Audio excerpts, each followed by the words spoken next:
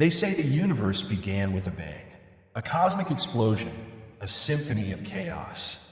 But the truth, my friends, is far more terrifying. For the universe was not born, it awakened. Before time itself existed, there was only nothingness, an abyss so profound, so absolute, that to contemplate it would shatter the mind. No light, no sound, no life. And then it appeared, a seed of pure energy, crackling with raw, untamed power. Not a birth, but an awakening, a consciousness, ancient and unknowable, stirring from an eternal slumber. A spark so bright, so powerful, that it shattered the silence and illuminated the darkness. This spark was God, the creator of all things. From this tiny spark, God created the universe, a vast and complex expanse of stars and planets, galaxies and nebulae. He created the Earth, a beautiful and diverse planet teeming with life. Fear, raw and primal, gripped the void. For this was no gentle birth. This was an awakening, a consciousness stirring from an eons-long slumber. And with that awakening came a yearning, a hunger, a need to create. And then came life, a breathtaking tapestry of existence, a symphony of life and death. From the smallest microbe to the mightiest leviathan, life bloomed, a testament to the raw power of creation. But beneath the beauty, a darkness lurked, a yearning, a hunger for something more. Man was born, a fragile spark in the grand design, blessed with the gift of consciousness, cursed with the knowledge of his own mortality. God sought meaning, purpose, in the face of the indifferent universe. He looked to the stars, and in their cold, distant light, he saw a reflection of his own insignificance. Joy, a fleeting butterfly, flitted amongst the thorns of existence. Love bloomed, a fragile flower in the harsh desert of reality. But envy and hatred followed close behind, like venomous vipers. Anger, a raging fire, consumed civilizations, leaving ashes in its wake. Disgust, at the cruelty we inflict upon each other, upon the very planet that sustains us.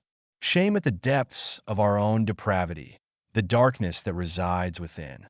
We, the pinnacle of creation, capable of such profound beauty, yet so easily consumed by greed and hatred. But hope remains, a fragile ember, flickering in the encroaching darkness. The capacity for compassion, for redemption. The yearning for a better future, a future where love conquers all. A future where we can finally live in harmony with ourselves, with each other, and with the universe that gave us birth. God had given them dominion over the earth, and he blessed them with the ability to love and to create. Man and woman initially lived in harmony with the earth and with each other. They built cities and villages. They farmed the land and hunted the animals. They discovered new technologies and invented new tools. They created art and music and literature. But as time went on, man and woman began to forget about God. They became proud and arrogant, and they began to abuse the power that God had given them. They destroyed the earth's resources and polluted the air and water. They waged wars against each other and killed millions of people. God saw what man and woman had done, and he was saddened. He had created them in his own image, and he had loved them dearly.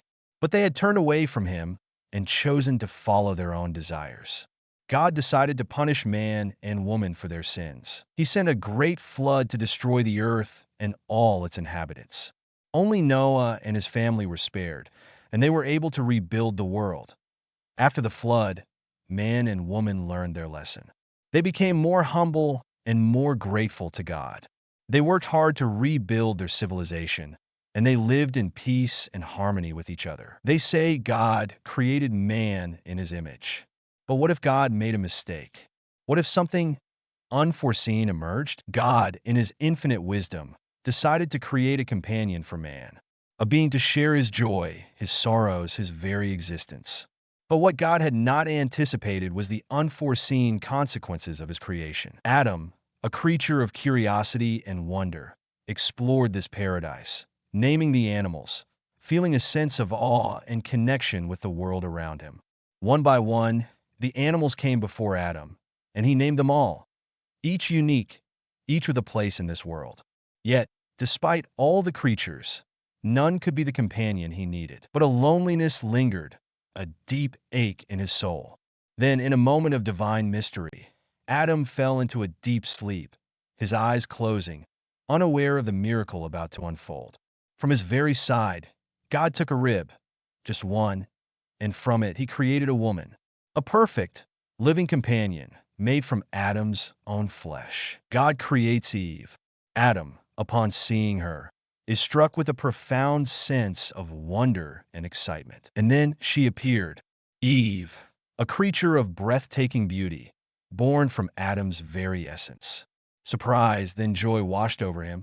He had never felt such a profound sense of connection, such a deep and abiding love. This was his other half, his partner, his equal, bone of his bone, flesh of his flesh. Together, they were united, like the sun and the moon, the sky and the earth, completing the harmony of creation. It was the beginning of everything, the start of something beautiful. And so, in a place unlike any other, the Garden of Eden, God planted paradise.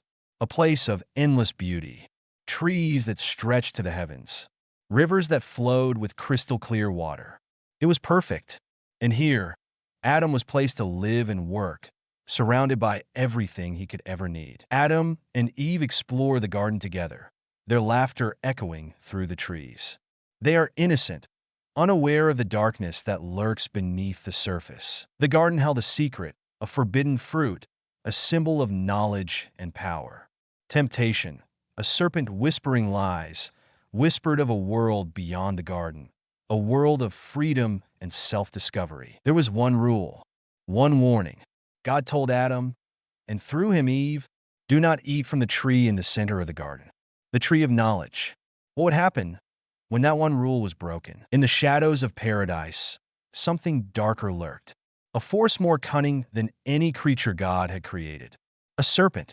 And it was about to plant a seed, a question. Serpent as it approaches Eve, who is picking fruit near the tree of knowledge. The serpent's words were like poison, wrapping themselves around Eve's thoughts.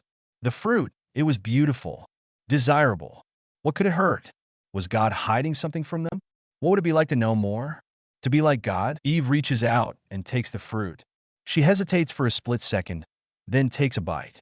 She looks down, then holds the fruit to Adam. Adam looks at her, unsure.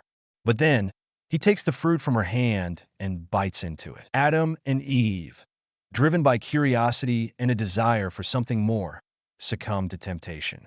They eat the fruit, their eyes opening to the realities of good and evil. The truth hit them like a storm.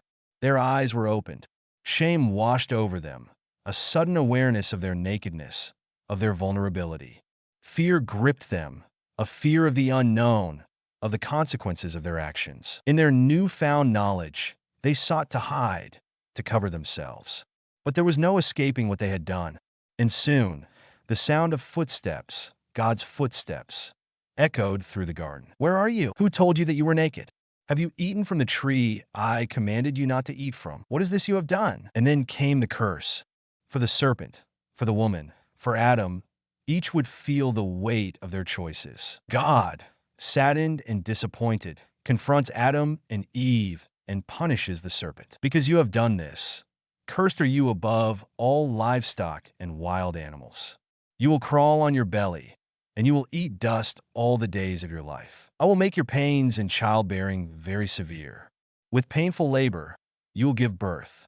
Your desire will be for your husband, and he will rule over you. Because you listened to your wife and ate from the tree, cursed is the ground because of you. Through painful toil, you will eat food from it all the days of your life. It will produce thorns and thistles for you. By the sweat of your brow, you will eat your food until you return to the ground. And so, paradise was lost. No longer would they walk among the trees without care. No longer would they be free of pain or suffering.